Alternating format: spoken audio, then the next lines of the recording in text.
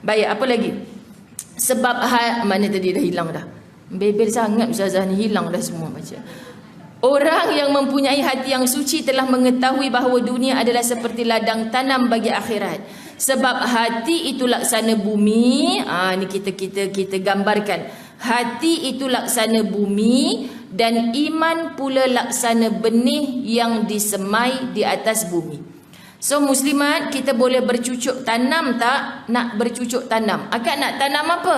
Kenalah ada benihnya muslimat. Lepas tu benihnya dah ada, iman dah ada. Nak digunakan, dimanfaatkan, ditanam ke mana? Bumi. Macam semalam hari Sabtu pagi saya bertadabbur Quran dengan jiran-jiran rumah sekitar. Lama dah cuti sejak PKP. Untuk jam 7 pagi hari Ahad dulu, hari Sabtu. Sekarang hari Sabtu lepas subuh saya ke studio Al-Hijrah. Hari Ahad bila ustazah ada, semalam lah start.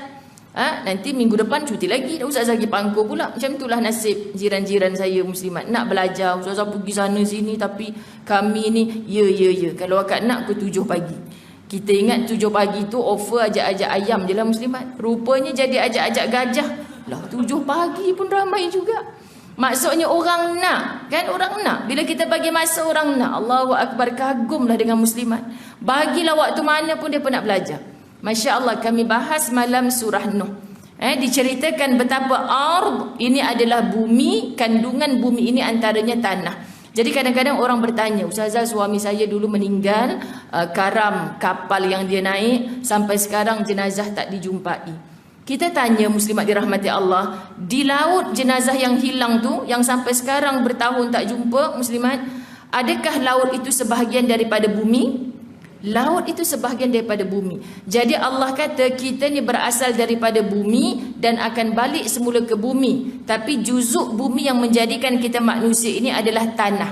Jadi tanah. Tapi ustazah, mati nanti kita kembali kepada tanah. Tu yang mati tak kembali pada tanah? Yang duduk dalam laut tak tahu ke mana? Memang kak. Tapi kita faham tanah tu adalah tanah. Sebenarnya maksud Allah dalam Quran ard itu adalah bumi. Biar hilang di lautan, biar sesat di hutan, tak tahu macam mana keadaan jenazahnya, dia tetap sebahagian duduk daripada bumi di atasnya. Bila mati dia masuk ke dalam bumi. Maknanya dia jadi tanah, ditanam, disemadikan muslimat. Kalau tak disemadikan pun akhirnya dia hancur.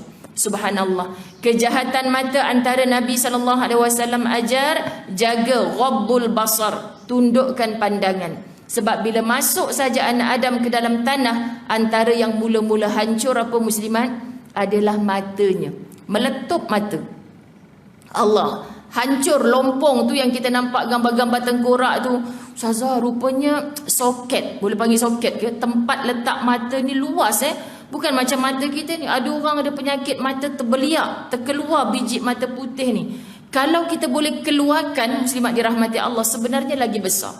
Patut tengkorak tu macam ada lompong besar. Dimakan dulu oleh ulat-ulat mata tu. Masya Allah, ada ulama tafsir, kenapa mata dulu ya? Sebab daripada mata turun ke hati. Apa yang kita pandang tu muslimat. Rasanya tu gaduh dengan lelaki semalam tu. Muka selebet, hari ni datang kelas. Kita tak tahu masalah orang tu. Bersangka-sangka punca daripada mata. Masuk dalam rumah orang. Ya Allah, dulu 10 tahun lepas pergi rumah macam ni juga. Tapi gaji besar, tak tukar-tukar lagi kipas. Kita ada je, Masya Allah, daripada mata. Jadi sebab Allah nak azab siapa yang paling banyak dosa dalam jasad kita ni, Allah hancurkan mata dulu. Subhanallah. Orang beriman yang jaga pandangan, asal tengok je jadi pahala, asal tengok je sangka baik, memang mata itu hancur, tetapi dimuliakan oleh Allah. Masya Allah, kita bila dengar cerita-cerita macam ni, aku ni duk belik mata, hari ni biru, kat kelopak dia, besok hijau, belik. Muslimat, bulu mata pendek kita cantum, bubuh gam pula, tak fikir nanti bila berwuduk gam tu sentuh ke tidak kelopak mata, tak fikir. Jadi macam-macam manusia hari ni, tapi tak fikir bila aku mati semua ni akan jadi tanah. Yang hancur dimakan ulat, berebut-rebut ulat pergi kat mata dulu. Kalau kita tak kebumikan dia, tak payah tunggu 3 hari, 2 hari je muslimat. Tengok rongga mana yang akan dimasuki semut dulu. Rongga mata dulu dimasuki semut. Sebab dia akan cepat habis. Allah mata tundukkanlah pandangan. Jadi muslimat, kalau kita tak jaga mata kita, takkan nak suruh orang lain jaga. Saya ambil bibit khas untuk jagakan mata saya, ustazah. Tak ada siapa muslimat orang kaya raya macam mana pun. Okay? Baik, sedangkan amal taat pula diumpamakan sebagai tanah yang ditajak dan dibersihkan. Justru, ni saya garis, semua ibu-ibu juga kena gariskan kalimah ini. Justru itu, hati yang sangat bergantung pada dunia dan tenggelam dalam urusannya adalah peneroka tanah yang gersang. Nampak Hati yang sangat bergantung pada dunia dan tenggelam dalam urusannya adalah peneroka tanah yang gersang. Malam tadi Datuk Hassan Ali jemput saya untuk live dalam page dia Muslimat. Tajuknya Gersang Ibadah. Dia petang-petang tu dia telefon. Dia suka macam gitu kan. Kan ustazah, 2 panel dah ada ni lelaki, tapi macam tak ada seri lah kalau tak ada ustazah perempuan. Boleh tak ustazah malam ni boleh sebab ustaz tak ada ni. Malam saya tak ada aktiviti, saya boleh lah. Nanti kalau malam ni muslimat kita tak ngajar, temankan dia ke mana ke. Bila ustaz tak ada saya okey je lah. Okey Datuk, kenapa?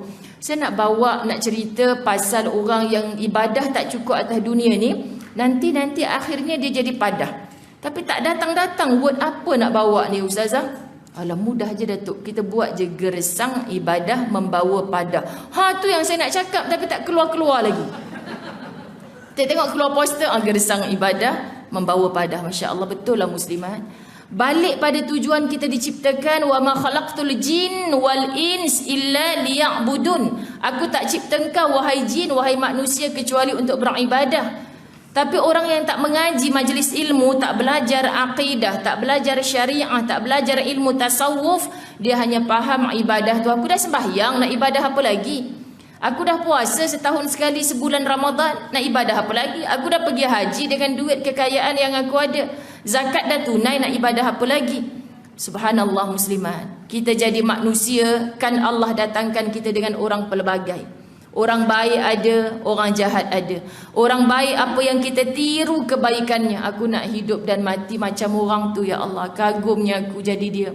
Kan suaminya jahat sungguh tapi dia masih, ya bang, taat sungguh. Kalau saya pinggan dah melayang ustazah. Kita pula yang tolong buat konklusi untuk orang tu. Jadi kita nak tiru baiknya dia muslimat. Nak tiru baik orang tu, macam mana dia pula punya hati yang tetap taat, tunduk. Lembutnya, ya Allah ustazah, bahasa dia lembut sungguh lah bila berdepan dengan suami. Saya jealous betul. Apa yang agak jealous? Orang cemburu ni dia bertindak. Tapi kalau orang dengki yang tidak sehat musliman, dia tengok orang tu berada di tahta, macam mana aku nak jatuhkan dia daripada tahta, dan tahta tu akhirnya aku yang duduk. Ini orang dengki, hasad. Cemburu muslimat dirahmati Allah ada 2. Satu yang sehat, satu yang tak sehat. Yang sehat ni yang Allah izinkan, yang Nabi izinkan. Nampak orang baik, macam mana aku nak kekal sabar macam dia. Tiru baiknya. Dan kita juga didatangi dengan orang si batu api yang jahat-jahat. Aku kalau jadi engkau laki macam tu, malam-malam aku bunuh je kan. Ada juga macam tu. Masya Allah muslimat. Kita nak sebut, ya Allah, ya dia jiran aku, ya dia kawan aku. Tapi keimanan kita ni menyatakan kita tak nak berkawan dengan bicara bahasa-bahasa syaitan. Sebab tu siapa pun kita muslimat, dikelilingi siapa, pokok pangkalnya kamu itu kuat atau tidak. Untuk kita kuat, kita punya keimanan. Sebab itu kitab ini kata, jangan jadi peneroka tanah yang gersang. Tanah seperti itu tidak boleh tumbuh benih, apatah lagi pohon-pohon yang subur. Tak boleh tumbuh benih. Apa maksud gersang ni kita gambarkan muslimat dirahmati Allah? Macam kalau kita berjalan daripada Mekah ke Madinah atau Madinah balik ke Mekah. Kita nampak batu-batu tu apa muslimat? Tanah pasir yang gersang. Kita kata, tapi kuasa Allah muslimat, kan tumbuh juga pohon renek-renek kecil itu, Masya Allah.